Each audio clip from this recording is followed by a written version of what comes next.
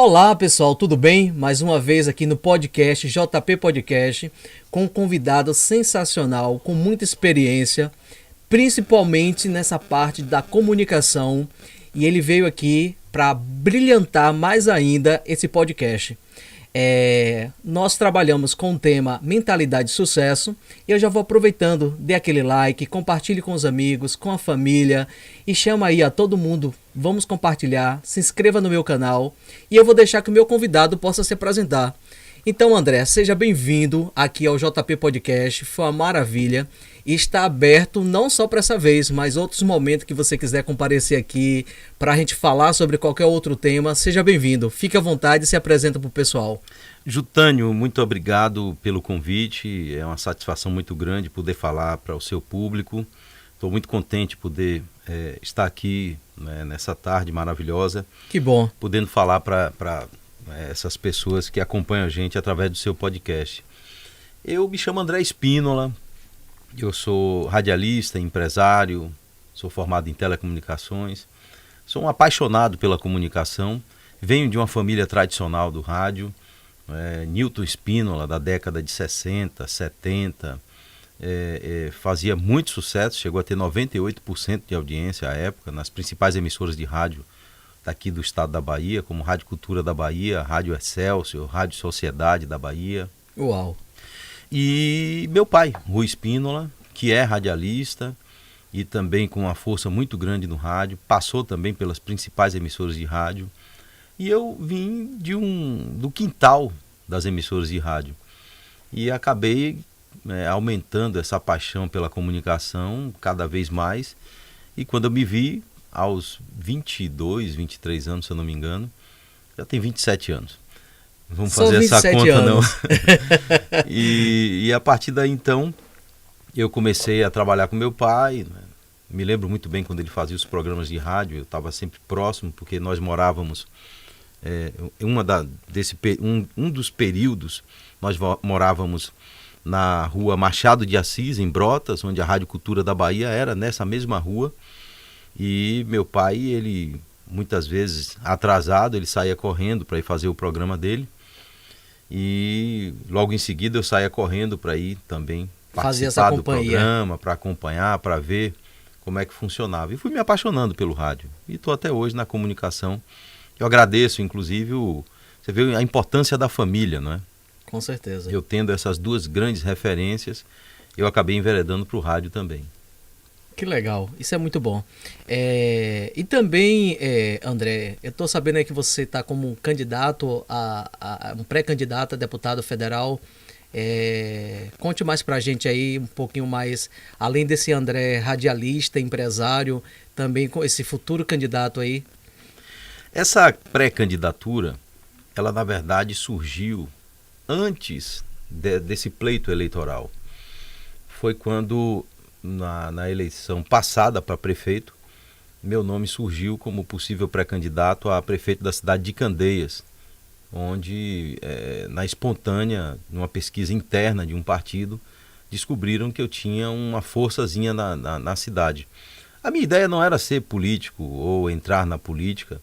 Há um tempo atrás eu tive essa ideia, esse pensamento, em 2004, se eu não me engano, para vereador, e acabei desistindo, nem fui para as convenções.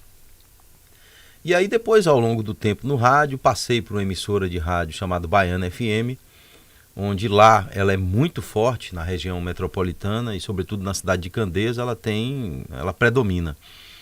E eu fiz um programa muito combativo na região, cobrando dos prefeitos, cobrando dos políticos, não é, uma atuação honesta, decente, respeitando a população, ao ponto da gente, inclusive, conseguir afastar o prefeito da cidade de Madre de Deus à época. E isso por causa de sérias denúncias de possível irregularidade com dinheiro público. Então esse prefeito foi afastado. A partir daí a gente teve um nome muito forte. A Baiana FM também é uma emissora muito forte. Acabou fazendo com que as pessoas começassem a falar no meu nome também para a política. Muitos não queriam, mas outros tantos queriam. E aí começou a aflorar o lado político, né, em André Spínola. Quando então veio a pandemia, eu achei que não seria o momento adequado. O prefeito da cidade estava indo para a reeleição, então eu achei que não seria o momento ideal, por saber que ele está sentado no saco do dinheiro, que ele está na máquina pública, para a reeleição, em uma pandemia onde as licitações estavam liberadas, e eles estavam derramando dinheiro, distribuindo cesta básica, distribuindo dinheiro, distribuindo uma série de coisas. Máquina pública na mão, né? Não tinha como, foi muito raro um prefeito ter perdido a eleição naquele momento. Então eu preferi não ser candidato. Quando chegou agora, aí eu recebi o convite do futuro governador da Bahia, Assemineto, com Bruno Reis, que é o prefeito da cidade, Salvador, Ana Paula Matos, que é a vice-prefeita, me convidaram, eu aí de pronto aceitei, fui para o Progressistas, sou pré-candidato a deputado federal e pretendo fazer desse mandato eleito deputado algo que nunca foi feito na história do país. Nós estamos trazendo uma proposta completamente diferente, um mandato que vai ser muito mais voluntário do que um mandato para se locupletar ou para buscar algo para si próprio. A gente quer fazer o uso desse mandato, e foi um dos pontos também que acabou fazendo com que eu pensasse em ir para a política, foi por causa desses embates que eu tive no rádio e que eu tenho sempre. Só para você ter ideia, tem um político que num bunker, num bairro nobre de Salvador, foram encontrados milhões e milhões de reais nas caixas. Você sabe quem é que eu estou falando. Sei. Não é? Então esse cidadão está me processando por eu ter chamado ladrão de ladrão. Então essas coisas me fizeram começar a pensar, refletir, de que nós que somos da comunicação, você aqui está vulnerável. Você vai fazer uma crítica, mas você não tem a imunidade parlamentar. Você Entendo. pode ser processado. Uhum. E esses processos, muitas vezes, você acaba sendo condenado por falar a verdade. Mas da forma que você falou, a lei diz que não pode falar e você é o condenado. O bandido, ele ainda ganha dinheiro em cima de você. Teve um vereador de Salvador que ganhou 12 mil reais, porque eu falei que ele é corrupto. Porque eu mostrei que ele fazia rachadinha dentro do gabinete dele. Aí a pessoa que denunciou a rachadinha, o que parece que foi depois trabalhada para que isso não acontecesse, chamaram ele e conversaram, ele foi, retirou a queixa, André, que denunciou, teve que pagar esse valor para esse vereador, que na minha opinião é um canalha, é um bandido, mas eu simplesmente, perante a lei, tive que pagar porque chamei o bandido de bandido. Então o que eu fiz? Atrelado a esse pedido que foi feito, o convite que foi feito pelo Assemineto, Bruno Reis e Ana Paula, eu resolvi unir o útil ao agradável dentro do contexto da comunicação, utilizando do mandato com a imunidade parlamentar para poder enfrentar mais de frente esses leões. Que bom, fico feliz de saber que nós temos, cidadãos que se preocupam com o outro e não só pensar em si, mas pensar também na coletividade, que eu acho que esse é o grande intuito de quando a pessoa se propõe a querer ser um candidato, Uhum. É você pensar no coletivo, é você pensar no outro. Eu te digo uma coisa assim, quando eu fazia ensino fundamental, eu lembro muito de uma professora minha que ela dizia assim, precisamos estar na parte dos renovadores. E renovador significa pessoas que têm vontade de mudar, de entender qual é o quadro da política brasileira, da condição da nossa vida e dizer assim, eu estou querendo fazer mudanças. Que eu acho que é isso, que você tem e você já vem mostrando dentro dessa autoridade e principalmente com o seu trabalho. Dentro disso aí, quais são as propostas ou pensamentos ou desejos que você tem como um pré-candidato a deputado federal? Eu acredito muito nesse ponto que você trouxe, da renovação. A política precisa ser renovada, a gente precisa renovar todos os dias. Quando a gente acorda pensando em mudar, em transformar, em renovar. Exatamente. Nem que seja para renovar as energias. A gente precisa fundamental. Sempre. Então, quando eu fui convidado a ser político, e eu nunca fui político partidário, mas a política a gente sempre faz na nossa vida, principalmente no rádio, a política na comunicação sempre. Uhum. Eu resolvi fazer algo de muito diferente. Chamei a minha amiga Fernanda Cruz, a gente conversou muito sobre a possibilidade da candidatura, a possibilidade de fato assumir um mandato, mas que não fosse igual a tudo que está aí. Eu não quero fazer críticas sobre aquilo que eu não quero, mesmo tendo direito, que eu não quero para mim. Então, o que foi que a gente decidiu? Não vamos criticar quem recebe, mas a gente não vai aceitar determinadas coisas. Então, por exemplo, o ponto principal é zelar pelo dinheiro público. A gente precisa zelar pelo dinheiro público. Mas eu não posso esperar ganhar as eleições para dizer às pessoas que eu tenho esse pensamento. Eu preciso dizer agora. E aí qual foi a minha ideia? Chamar as pessoas, enquanto pré-candidato, e me comprometer que esse zelo com o dinheiro público ele já vai partir de cortar na própria carne. Então tem muita coisa, por exemplo, que eu tenho direito, enquanto parlamentar eleito, que a gente vai abdicar. Então, por exemplo, antes da eleição, eu preciso, por exemplo, receber o fundo eleitoral, fundo partidário, para que eu possa conduzir a minha pré-campanha, a minha campanha, né, e bancar toda essa estrutura. Todos sabem que agora existem essas verbas para que as pessoas possam financiar as suas campanhas. Eu passei ao longo da minha vida no rádio criticando, né, e não aceitando determinadas coisas. E quando eu entro numa pré-campanha, eu preciso me preocupar com aquilo que eu disse no rádio, para quando eu voltar para o rádio, as pessoas não dizerem, você falou isso, mas você fez aquilo. Eu entendo. Né? Então, o fundo eleitoral e o fundo partidário foi alvo de críticas minhas no rádio por muitos anos, desde quando começaram a falar sobre isso. Eu discordo do financiamento de campanha, não brigo com quem recebe, só acho que a gente deveria utilizar esses milhões e milhões de reais que se gastam, bilhões na verdade, que se gastam no financiamento de campanha, para, por exemplo, melhorar a moradia, para que a gente possa melhorar a educação, para que a gente possa melhorar a saúde no nosso estado, que está muito complicado. Então, qual foi a decisão? Eu, enquanto candidato, e pré-candidato e candidato, não vou fazer uso de nenhuma verba pública para financiar a minha campanha. Eleito deputado federal, eu pretendo abdicar de uma série de coisas. Vários pontos que são, na minha opinião, aberrações. Por exemplo, um deputado ele tem direito a motorista, ele tem direito a carro, ele tem direito auxílio paletó, ele tem direito a alugar sala comercial. Então as pessoas vêm para salas grandes, enormes, no trade, não sei o quê, e pagam fortunas, e esse dinheiro é pago com dinheiro do povo. Existe uma verba chamada cotão, que pode ser utilizado para tudo isso, aluguel de aeronaves e por aí vai.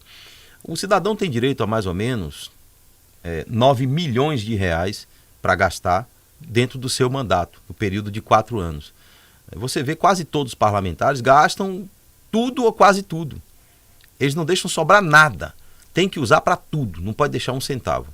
A nossa ideia, enquanto parlamentar eleito, é justamente colocar como meta que é preciso zelar por esse dinheiro que eu terei direito, e dentro dessa meta da gente é devolver no mínimo 5 milhões dos 9, e ainda pensando em a possibilidade de devolver 6 milhões de reais e trabalhar no mandato em 4 anos com apenas 3 milhões.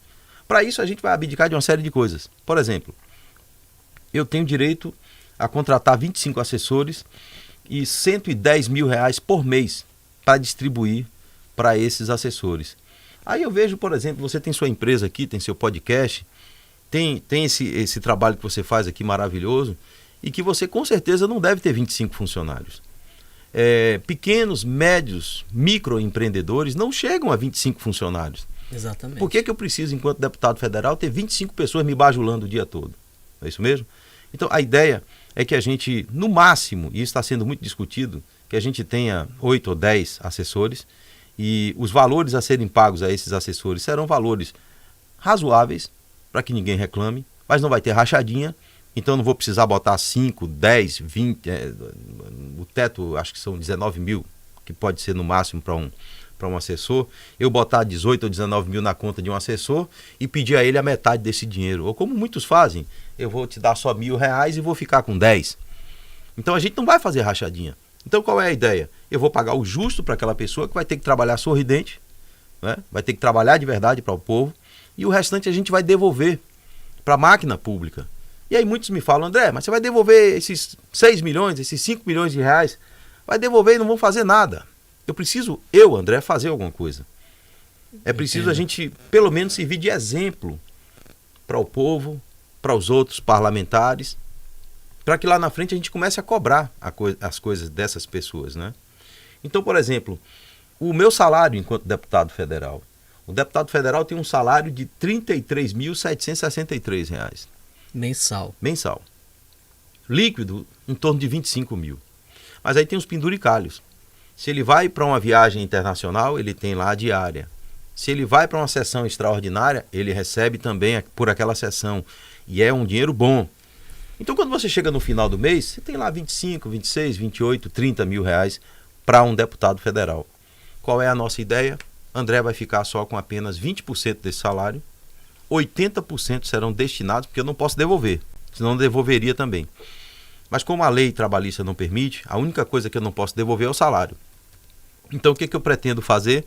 Eu vou fazer o uso de 20% do salário e 80% nós vamos doar para instituições de caridade ou destinar para fins de construção de casas populares e por aí vai. Quem vai decidir, inclusive, isso vai ser o apoiador, que eu não posso falar de eleitor agora, né? Que eu sou um pré-candidato. O nosso apoiador. Ou não. Pode não ter sido o meu eleitor, mas ele vai entrar nas nossas plataformas digitais. Lá nós vamos colocar, por exemplo, Irmã Dulce, Aristides Maltês. A gente vai colocar a possibilidade de fazer casa popular para alguém. Então, construir uma casa para uma família que precisa. As pessoas vão escolher qual destino a gente vai dar e a gente vai dar esse destino. Serão 48 meses, né, que um parlamentar tem, são 4 anos. 4 anos fazendo doações. De 80% de tudo aquilo que eu receber. Se eu receber 13º, 80% vai ser destinado para isso. Se eu receber qualquer tipo de verba que seja incorporada a essa situação, vai ser também destinado para qualquer tipo de situação social. O nosso mandato, ele vai ser dessa forma. Vai ser um mandato muito ligado ao social. E tem muito mais coisa, meu velho, pode acreditar. Eu trouxe só algumas coisinhas aqui para a gente falar, mas tem muita coisa que um deputado tem direito e que a gente pode abdicar e fazer um mandato enxuto, decente e mostrar que dá para fazer. Isso demonstra, André, o quanto que a gente tem muita comunicação, muitos canais de TV aí, as pessoas assistem muita TV, mas ao mesmo tempo a gente não tem algumas informações de verdade que possa esclarecer mais ao cidadão brasileiro, até escolher seu candidato, né? E uma coisa que a gente percebe, que a gente está no dia a dia, é que tem muitos eleitores ou muitos colaboradores, para quem quiser depois escolher seu próprio candidato. Não, fica à vontade, você pode falar, eu é que não posso. Tranquilo. Você pode falar à vontade.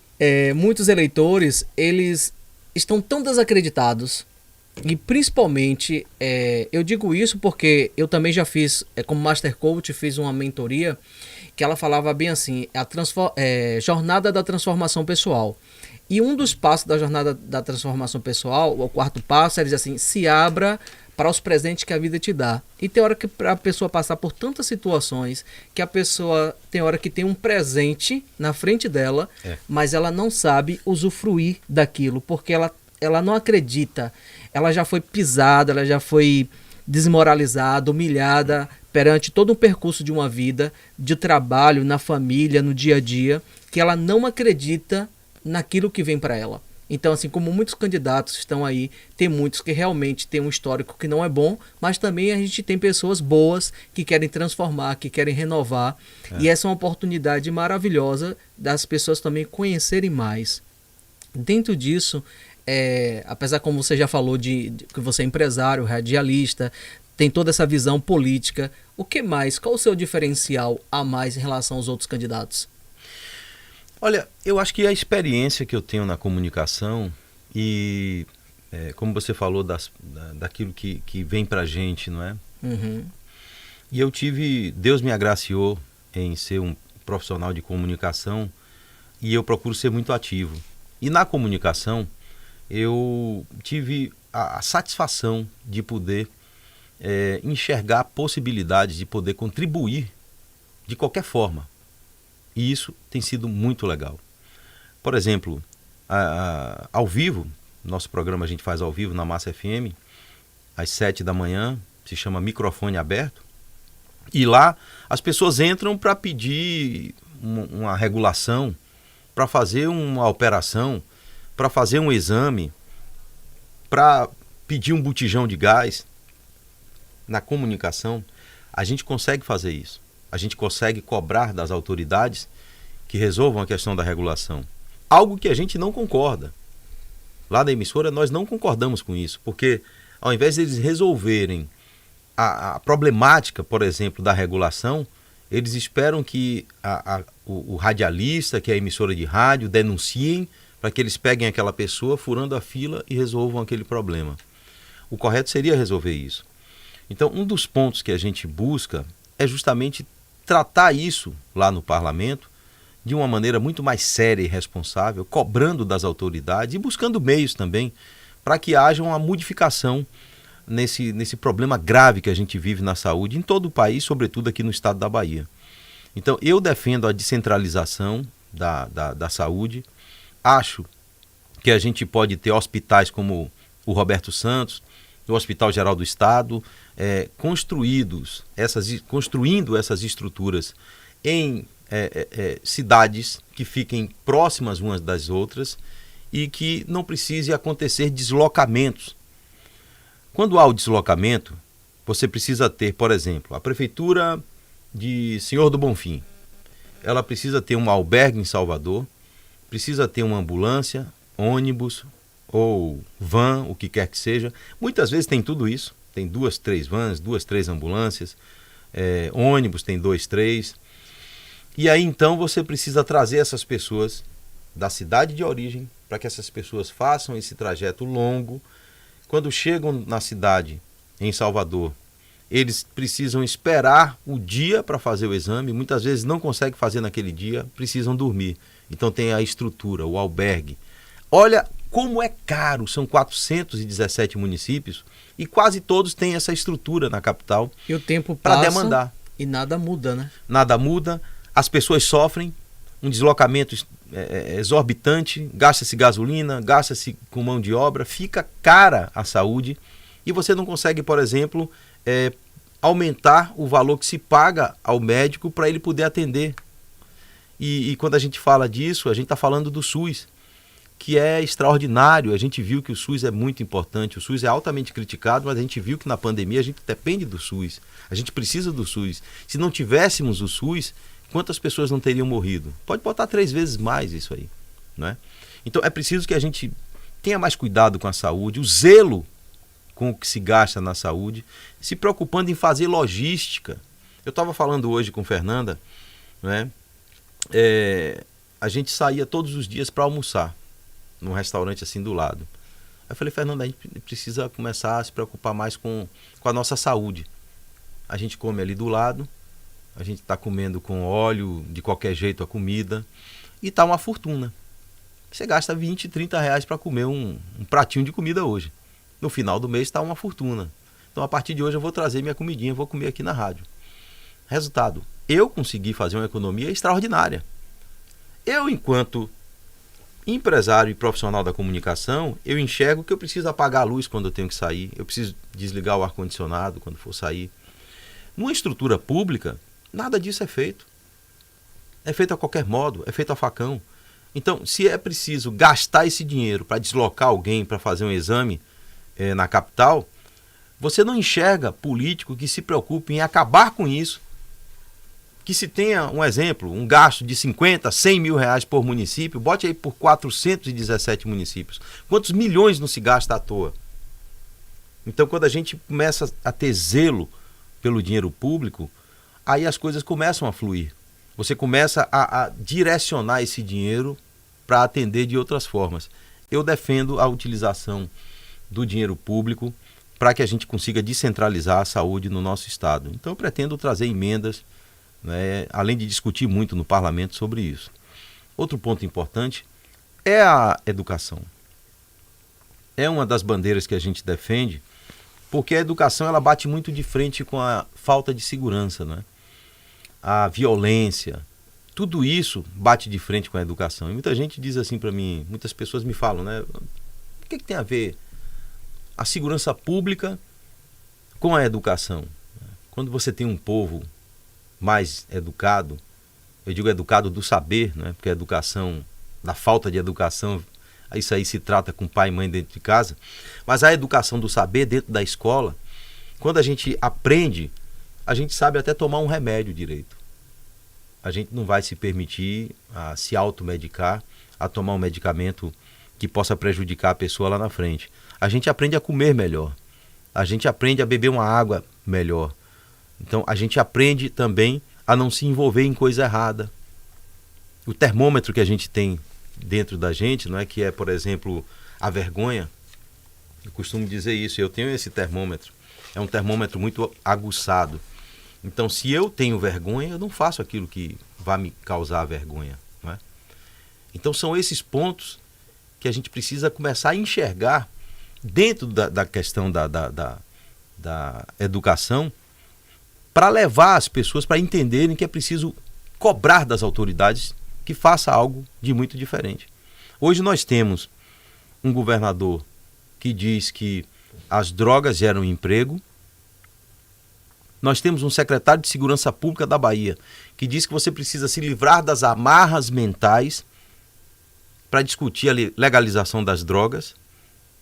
E que essas amarras mentais, quando são liberadas, que as pessoas conseguem, enquanto fumam maconha, entre um teco e outro, que essas pessoas conseguem compor melhor, conseguem trabalhar melhor, fazer coisas melhores. Eu não sei qual é o seu pensamento sobre isso, mas eu acho que a gente não avança para lugar nenhum. Mas quando a gente tem um povo culto, um povo inteligente, um povo que sabe daquilo que faz e fala, as coisas são bem melhores. A gente não pode aceitar, por exemplo, que o estado da Bahia tenha 4,9, é a pontuação do IDEB, né, do nosso estado. Nós estamos entre os últimos estados na educação. Educação pífia. E aí como é que você quer discutir melhoria na segurança pública, por exemplo, com uma educação da forma que está? Então a gente defende isso também. É preciso discutir a valorização do professor, é preciso discutir a melhoria na qualidade de ensino. O governo do estado da Bahia não inaugurou uma escola. Uma escola não foi inaugurada ao longo desses últimos anos. Aí quando chegou agora, no final do mandato, o Rui Costa inaugurou uma única escola aqui em Salvador. O governo do estado fechou escolas. Eles fecharam várias escolas, como por exemplo na zona nobre, no bairro nobre de Salvador, que fecharam um colégio que era importantíssimo na região. Fecharam a escola na alegação de que estava tendo uma evasão escolar muito grande e a escola estava vazia. Porque não tem atrativo. E por que estava tendo evasão escolar? Falta de atrativo. É abrir a escola para a comunidade, é você colocar não só o saber, né, de entrar e aprender, de ter ali a matéria para estudar, mas você promover várias situações para aquele aluno sentir vontade de ir para dentro da sala de aula. Acolhido, né? E esse acolhimento não acontece. Uhum. E o terceiro ponto que eu acho que é importantíssimo é a gente falar também sobre moradia. Então, eu pretendo muito tratar sobre a questão da moradia, tentando ampliar as verbas para que a gente possa construir casas populares e ajudar mais o nosso povo. Beleza. Você trouxe pontos assim para mim importantíssimo. Eu quero pontuar até da sua fala mesmo assim, e depois você diz qual é o seu ponto de vista. Eu vou por um pressuposto seguinte: qualquer candidato, qualquer político, eu acho que ele precisa ter a noção, principalmente hoje, de quem é ele. Porque assim, se eu não sei quem eu sou, qualquer caminho serve. Eu vou ser comprado, eu vou ser vendido com facilidade porque eu não conheço os meus valores, né? Então, assim, foi o que você trouxe também em relação a isso, desse conhecimento de trabalhar, principalmente pensando na coletividade. Uma outra coisa importante, você falou sobre a descentralização. A gente percebe que a descentralização eu acho importantíssimo. Eu fiz uma especialização pela UFRB e que o meu artigo de conclusão da minha especialidade foi falando sobre a descentralização. Jesusa, eu conheço Jesusa, da Universidade Federal do Recôncavo. Isso, eu fiz lá. É, E assim, gente fina. essa especialização, André, foi principalmente para capacitar uma quantidade de pessoas voltado da saúde, porque a maioria do que a gente vê de alguns prefeitos, eu vou botar assim, a maioria deles, eles acabam colocando, principalmente secretário de saúde, pessoas que não têm a capacidade, mas simplesmente por uma questão política, eles acabam colocando uma pessoa que não tem experiência, não conhece sobre a saúde, não sabe nada em relação ao SUS e principalmente a lei orgânica que compõe o SUS, que a lei é 8.142 e a lei 8080. Então o que acontece? E a gente vê as barbaridades que vai acontecendo em todos os municípios baianos. Né? Então assim, que você conhece, você é baiano, você sabe. Por que eu também estou falando isso? Porque eu também sou do interior. Né? Eu conheço várias cidades do interior, moro no interior, já morei no interior. De que cidade? Santa Inês, Cravolândia, Sim, conheço sim. Baíra, Jiquiriçá, Meu sogro era Mutuípe, de Baíra. Laje, e aí é todo o Vale do Jiquiriçá ali, né? Mas eu morava antigamente em Santa Inês e também já morei até em Cravolândia. Estudei e fiz o meu ensino fundamental em Cravolândia, depois ensino médio em Santa Inês, né? Então assim, também já trabalhei na área de educação e aí a gente analisa vários pontos. Dentro disso, eu vejo que a saúde, as pessoas precisam estar capacitadas, que o gestor talvez ele não precise dizer assim, eu vou ter que ter uma especialização para ser um gestor na área de saúde e administração, fica difícil porque para isso ele vai ter os secretários, né? Mas ele precisa ter alguém que possa realmente o ajudar a melhorar a situação da população. E quando eu falei, por exemplo, em relação à educação, à saúde, que a gente vai lá na Lei 8080, no artigo 1º, diz que saúde é um direito de todos e dever do Estado, vírgula, eu vou botar até uma vírgula, porque perante a fiscalização dos cidadãos, da população. Só que a gente percebe que a nossa população, as pessoas ela não têm, eu vou botar assim, a maioria, o conhecimento de fiscalizar, né?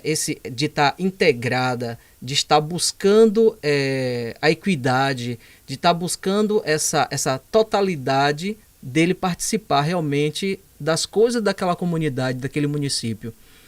E dentro disso aí, eu te digo porque eu já sofri demais em relação à regulação, as pessoas não têm conhecimento, não participam das conferências de saúde e simplesmente quando algum ente dele adoece, o pai, a mãe, chega desesperado nos hospitais.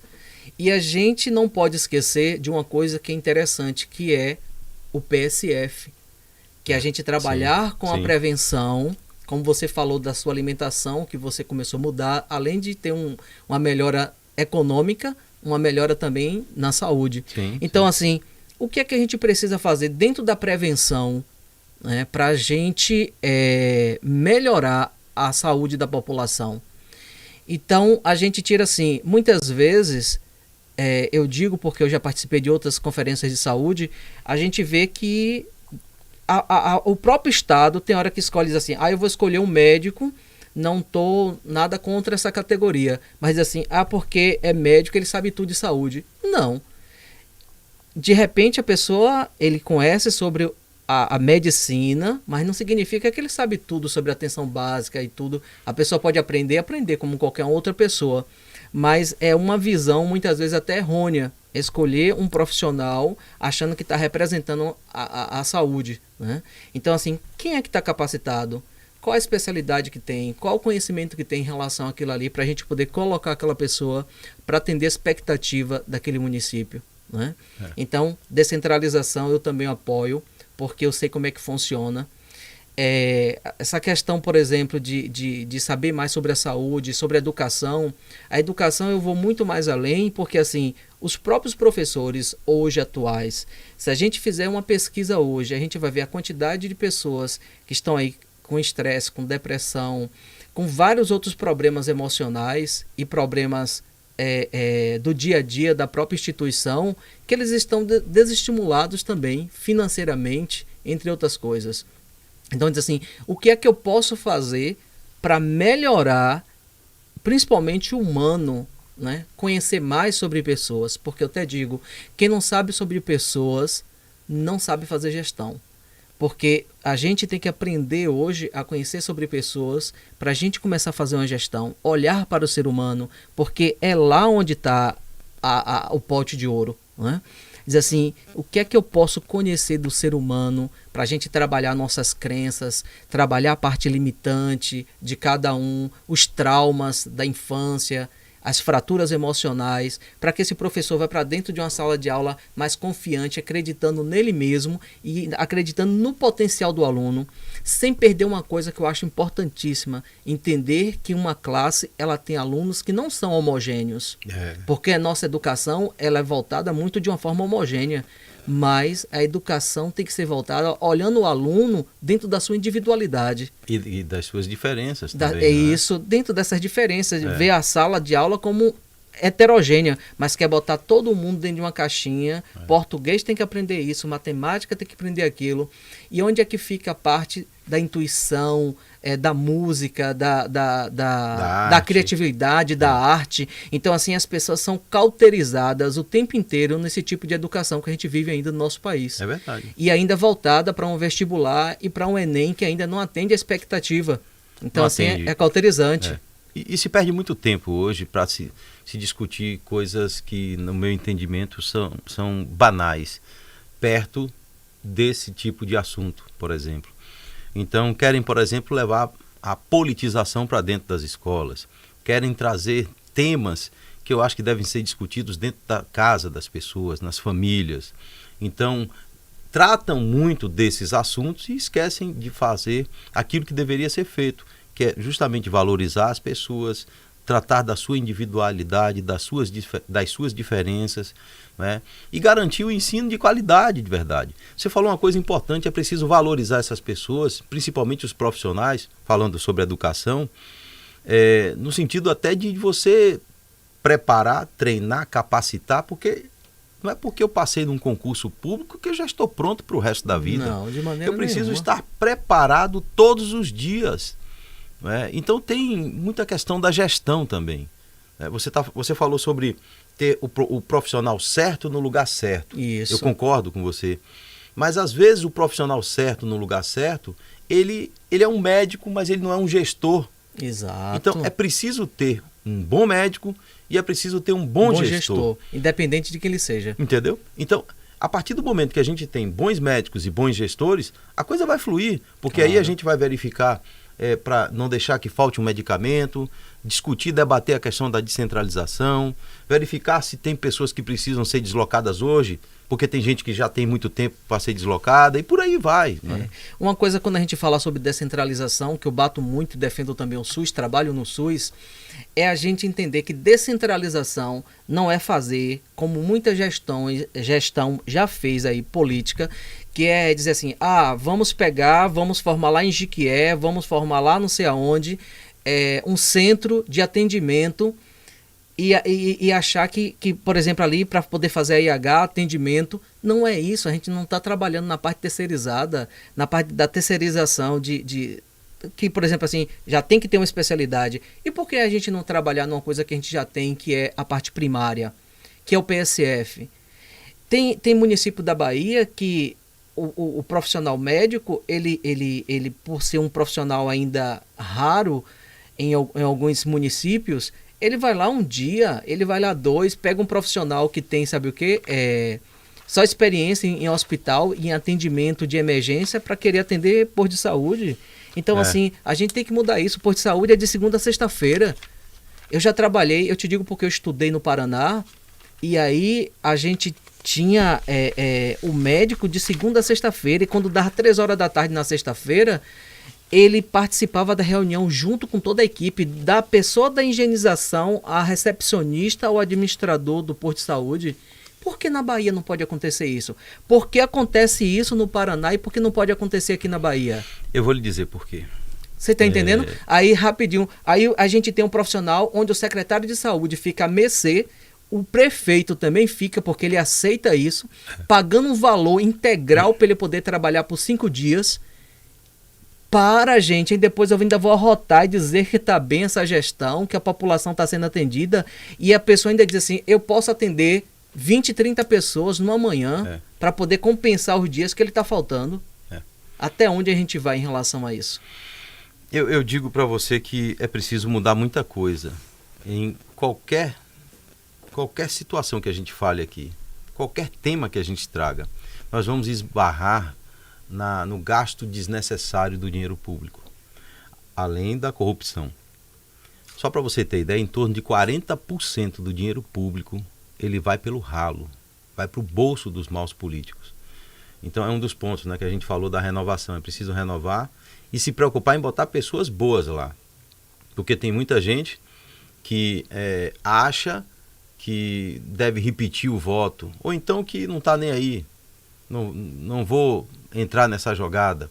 Ou então, como muitos falam, não é, de que não acreditam que existem pessoas decentes na política ou que alguém decente possa entrar na política. A partir daí você dá espaço para o bandido. Com certeza. Você dá espaço para o canalha. Isso. Eu vou te trazer aqui uns números para você entender que daria para a gente ter um país maravilhoso, um país decente, um país que cuidasse da educação das pessoas, um país que não tivesse problema mínimo, por exemplo, de asfalto, falta de moradia, um país que tivesse o estado da Bahia, por exemplo, com a educação pífia como está, como a gente falou.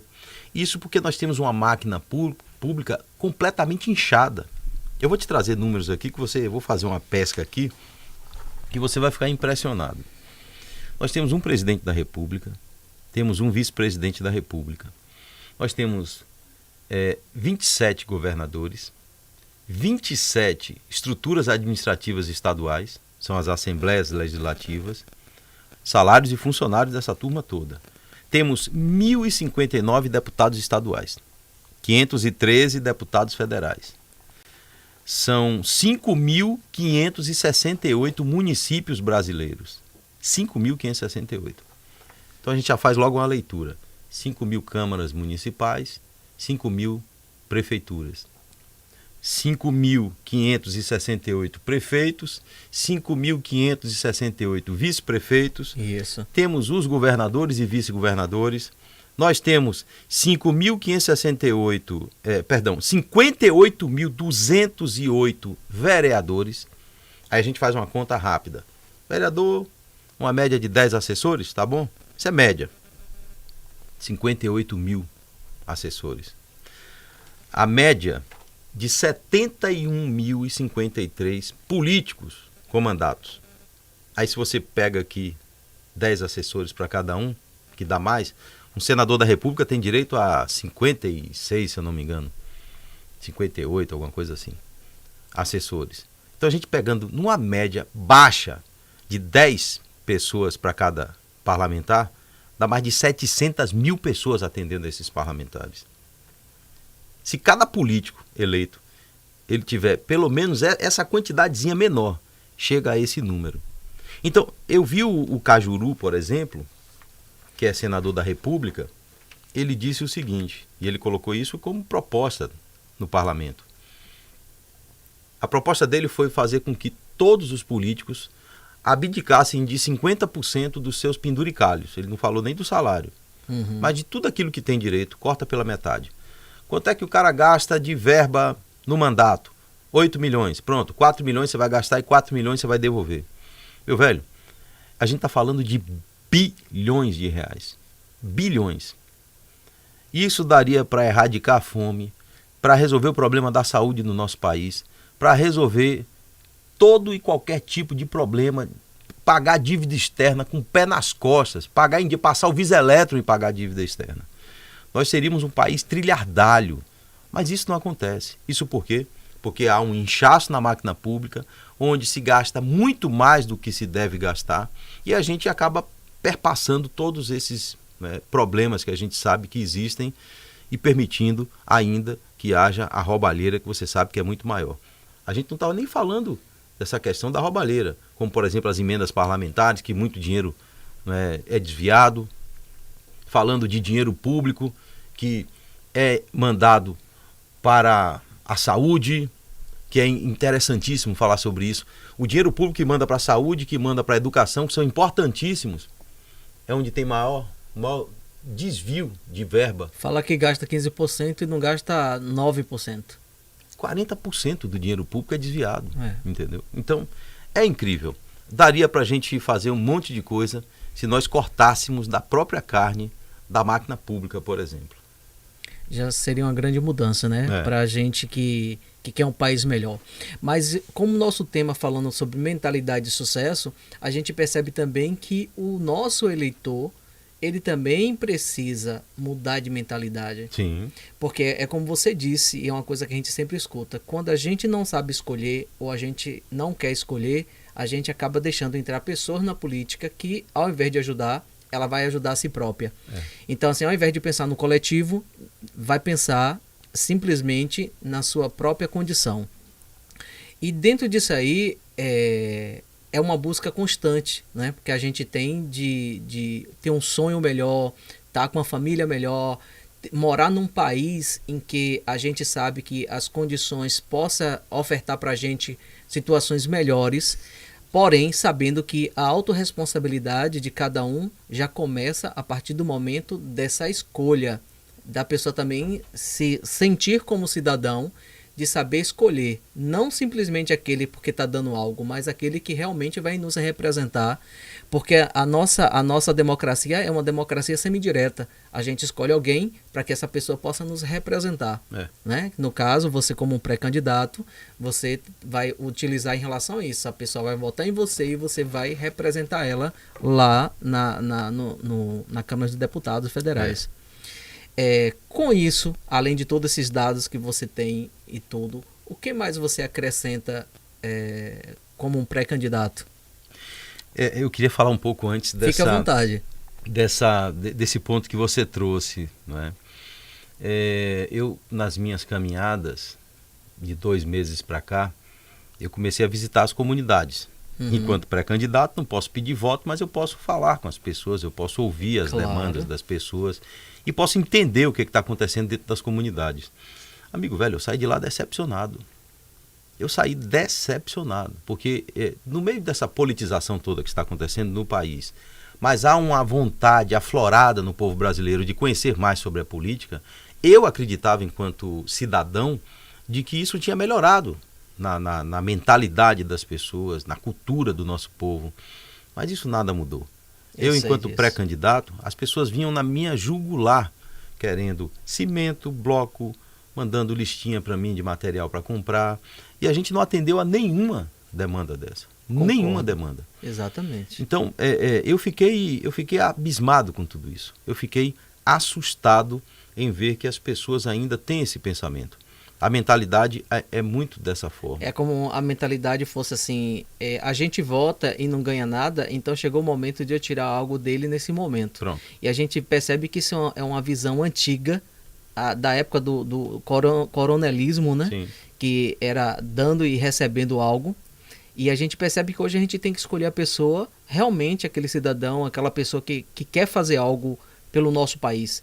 Porque assim, se a pessoa for um pouquinho, ao invés de usar atividade mental, pensar um pouquinho, a pessoa vai perceber que nós estamos em um planeta que está em uma velocidade imensa no universo, né? no movimento de rotação e translação, e que se a gente não entender que a gente precisa mudar algo aqui nesse planeta, a gente também acaba não sabendo nossas origens. Verdade.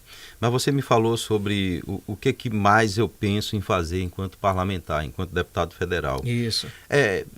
Eu não posso trazer aqui, por exemplo, projetos que a gente já tem em mente, e tem muita coisa bacana que a gente está pensando. A nossa equipe é uma equipe, a Fernanda Cruz, que é jornalista, né, apresentadora de um programa na Baiana FM, inteligentíssima, tem o amigo Daniel Alencar. Então nós temos um grupo, tem a Tati Macedo, temos um grupo que está muito imbuído em levar projetos importantes para que sejam transformadores para as pessoas. Não adianta eu querer dar uma cesta básica para uma pessoa, que é preciso até fazer isso, mas eu dar aquela cesta básica e achar que aquilo ali está resolvido. Porque aquela pessoa vai continuar precisando que alguém dê uma cesta básica para ela. Então é preciso criar leis que sejam transformadoras, para que possa melhorar a vida de todos. e não para que a gente fique tratando no imediatismo. Tem muita coisa legal, muita coisa importante, mas eu não posso trazer aqui, porque senão vai outro lá e entra na minha frente e acaba apresentando o projeto. Mas eu te digo que tem muita coisa bacana, muita coisa legal. Eu pretendo utilizar desse mandato para ajudar pessoas, vai ser um mandato muito voluntário e pró-social, e que a gente não pretende de jeito nenhum. Eu estava até dizendo para a Fernanda, eu peço que as pessoas não me chamem de deputado, por exemplo. Eu sei que vai ser difícil, mas eu não vou fazer questão nenhuma. A ideia é usar da força do mandato para ajudar as pessoas e não para me locupletar ou para sair rico, milionário, até porque a gente vai sair fazendo doação de tudo que a gente tem direito e aquilo que a gente não tem direito a gente vai devolver para que esse destino desse dinheiro seja dado de uma maneira melhor para o nosso povo. Perfeito, isso é muito bom. E de uma coisa também que você tinha colocado, e quando a gente pensa na educação também, é a base, né? Porque a educação, não só, como você falou, de segurança, de saúde, social, mas a gente vê que a educação é uma coisa que a gente precisa dar uma atenção, né? E eu vejo que tem gestões aí do passado atual que tem coisa que a pessoa quer muito enfeitar, né? De repente você melhora algo, mas assim, dentro de uma escola, mas aí como é que está o pedagógico? Como é que está esse pedagógico? Como é que está vindo esses alunos? A gente está trabalhando, qual é a qualidade daquele professor para poder ele estar dando aula? O tempo de dar aula e o tempo de preparar a aula. Exatamente. Então, assim, qual é a qualidade? Então a gente percebe que tem situações que vai mais além do que a gente está imaginando. Mas uma coisa boa é isso, é a gente perceber que tem pessoas que acreditam e que está aí para poder transformar, renovar, né? Então... plantar uma sementinha, né? Exatamente. E as pessoas também acreditarem, porque se as pessoas não acreditarem em alguém, então elas também possam ser também candidatas. Não é isso? Sim, se candidatar exatamente, também. Se candidatar também, criar coragem, dizer assim, já que tal pessoa não pode me representar, eu vou me candidatar e vou querer fazer a transformação. E se todos do bem resolverem ir para lá, os do mal não poderão ter espaço. Então é isso que a gente quer. É através de um mandato diferente, servir de exemplo para que as pessoas possam dizer assim, rapaz, esse cara fez. Então por que os outros não fazem? E começar a aguçar o pensamento das pessoas em dizerem assim, ó, eu só vou votar em gente agora que faz isso aí que esse cara fez. Com certeza. Né? Eu só vou votar em quem se preocupa com dinheiro público. Eu só vou votar... Imagine você, a gente está falando aqui de várias deficiências, né? De várias situações ruins. E se tivéssemos metade desse dinheiro todo aqui que é derramado para, como dizem, que eu ouço muito dizerem assim, a democracia é cara. Mas ela podia ser uma democracia meia boca, meieira, eu falo em termos de valores. Por que eu preciso, para ter uma democracia, para garantir a democracia no nosso país, eu tenho que sustentar tudo isso aqui, não é?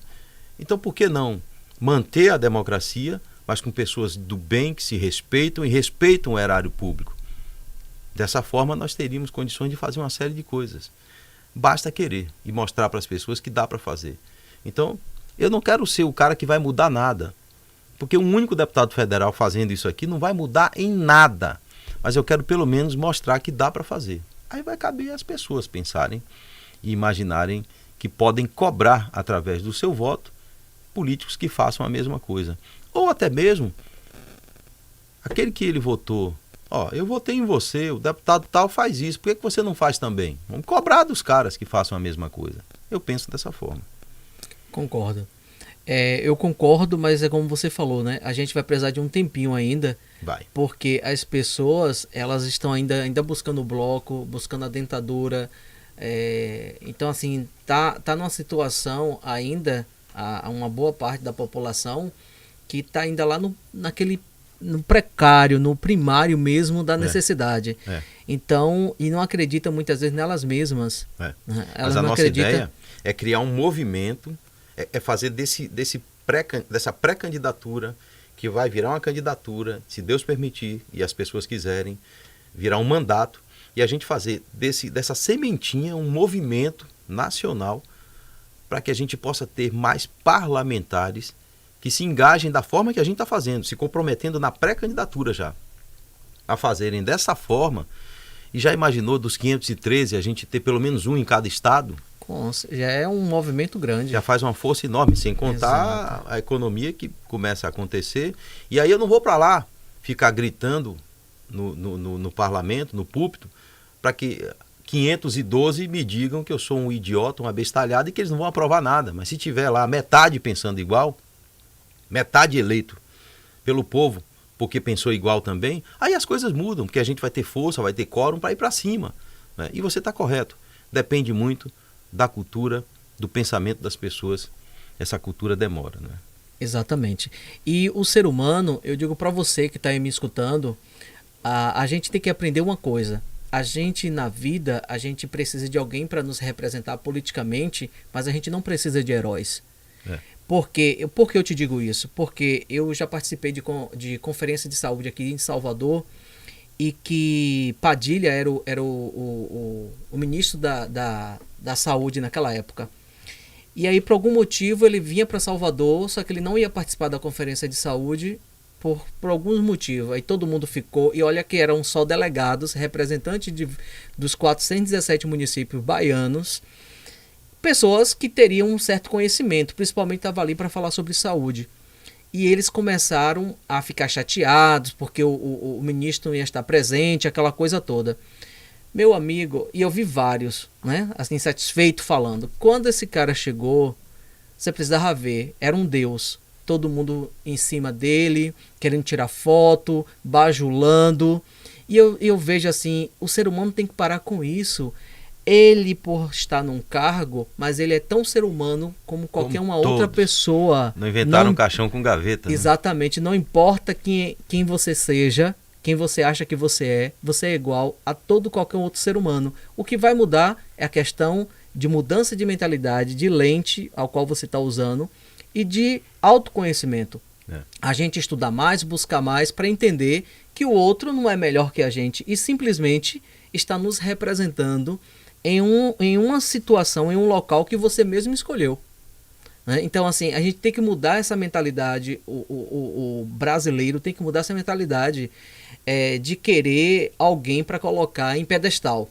Tem que parar com isso e entender que as pessoas são seres humanos que estão ali para poder nos representar e fazer o seu papel, o seu trabalho. Eu vou te contar uma historinha aqui. Conte. Em cima do que você está falando.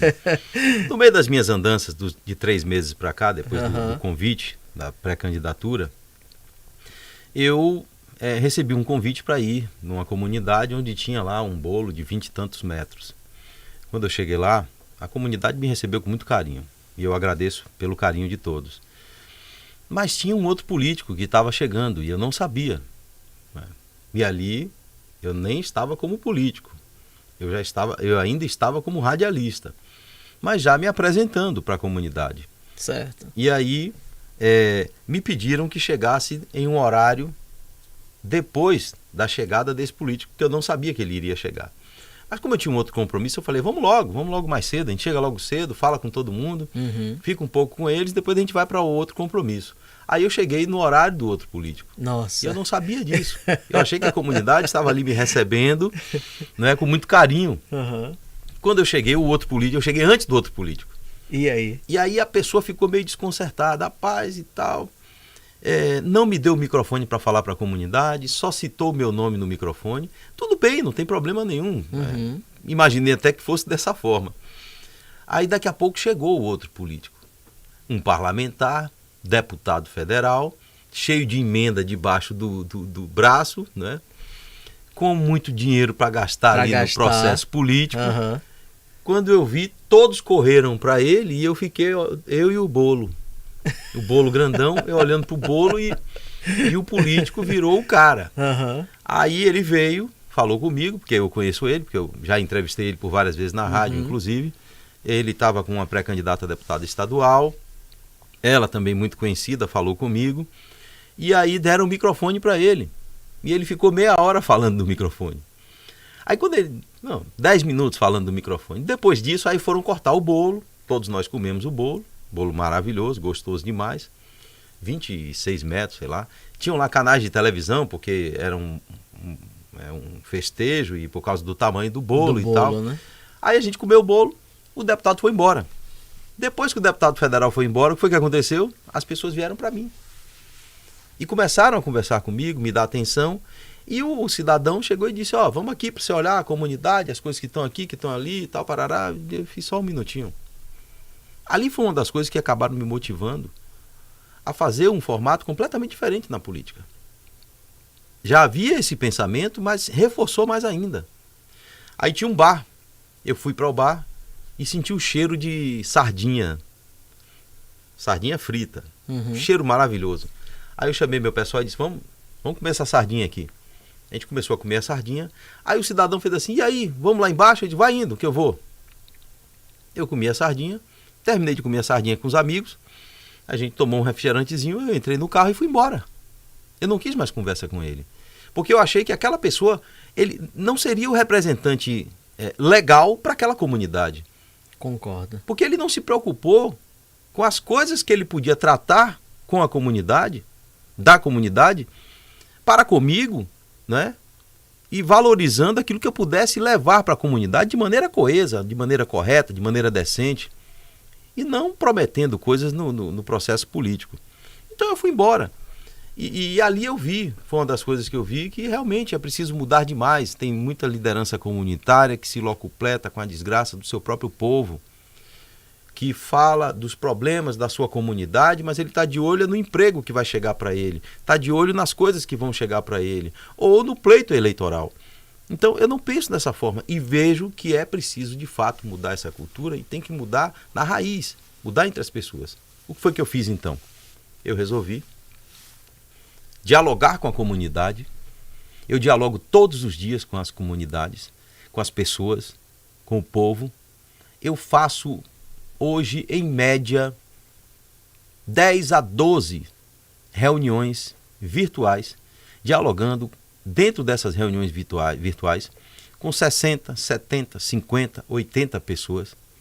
E ali eu falo a minha verdade para as pessoas, olhando no olho de cada um, de maneira virtual, sem precisar que essas pessoas me digam o que elas querem para votar em mim. Entendeu? Primeiro que eu não posso pedir voto. Eu estou atrás dos apoiadores. Mas eu lido com essas pessoas mostrando a minha verdade e aquilo que eu pretendo fazer na política, permitindo a essas pessoas que falem dos seus pensamentos e do que acharam daquilo que a gente está propondo. Mas as pessoas, note o que eu estou querendo dizer. Quando eu digo tudo isso aqui que eu vou fazer, e aquilo que eu não acredito que deve ser feito na política, não tem um que abra o microfone e me diga eu estou precisando disso, eu estou precisando daquilo ou aquilo outro. Porque a pessoa já veio, eu não posso pedir a um pré-candidato, ou a um candidato, a partir do dia 5 agora eu me torno candidato, e aí eu vou poder falar de voto, de tudo. Eu não posso pedir a esse cara que me dê alguma coisa em troca do voto, porque ele está me dizendo que ele não vai fazer a política que todos fazem, ou que quase todos fazem. E aí a turma não pede. Não pede. E ali vira um papo descontraído, um papo completamente diferente daquilo que muitos pensam. Eu acho que se torna até uma forma didática de levar para as pessoas uma política diferente, uma forma diferente de se falar, de se tratar e de se respeitar essas pessoas. Claro. Eu não posso chegar, por exemplo, da outra vez que eu seria candidato e desistir, porque um amigo meu chegou para mim e me pediu 2 padrões de time de futebol. E eu falei, não, eu vou ver o que eu posso fazer. Mas entenda, não é esse formato que a gente faz. Ele fez, não, mas se você não me der o padrão, a gente não vota em você. Eu digo, mas você não é meu amigo? Mas aí meu time aqui só vai votar se tiver o padrão. Então a gente vai ter que ir atrás de outro, aí eu vou ter que votar no outro. Eu chamei um amigo meu chamado Marcos, que era o coordenador da campanha. Disse, Marcos, por favor, compra, quantos padrões são? São 2. Compra 2 padrões de time de futebol para ele. Que dia eu venho buscar? De hoje a 15. 15 dias depois ele voltou. Eu dei os padrões de futebol para ele. Aí ele me disse, que beleza e tal, tá tudo certo na comunidade e tal. Eu digo, não, pode ficar tranquilo sobre isso. Mas você não botou seu nome atrás? Apoio André Spínola? Eu falei, não, esqueça isso. Não, mas aí você não vai ter voto. Ele disse, não, mas eu não vou mais precisar do voto. Mas por quê? Porque eu não sou mais candidato. Acredite, aquela pessoa me fez desistir de ser candidato. Ele pegou o padrão e foi embora. Pronto. Foi embora. E naquele momento eu fiquei frustrado e imaginei que não queria mais entrar na política. Hoje eu penso diferente. Eu quero entrar na política, eu quero mostrar que dá para fazer diferente e que dá para a gente também, dialogando com as pessoas, fazer algo de maneira didática para que essas pessoas entendam, pelo menos aqueles que forem lidar com a gente no período eleitoral, que a gente não vai entrar nessa. E que as pessoas precisam pensar desse jeito, né? Como a nossa campanha não vai ter fundo eleitoral, não vai ter dinheiro, no dia 3 de outubro eu não vou dever R$1 a ninguém. Então a nossa campanha está sendo muito virtual. A gente vai fazer 8 ou 10 carreatas só. O resto são os amigos, os apoiadores, vaquinha eletrônica. E vai ser desse jeito, que se André tiver que chegar ao parlamento, vai ter que chegar sem dever R$1 a ninguém, mas também limpo. Porque é simples.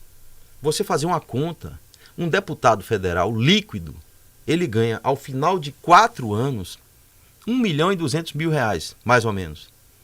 Aí numa campanha eleitoral o cara gasta 5 milhões, 6 milhões. Tem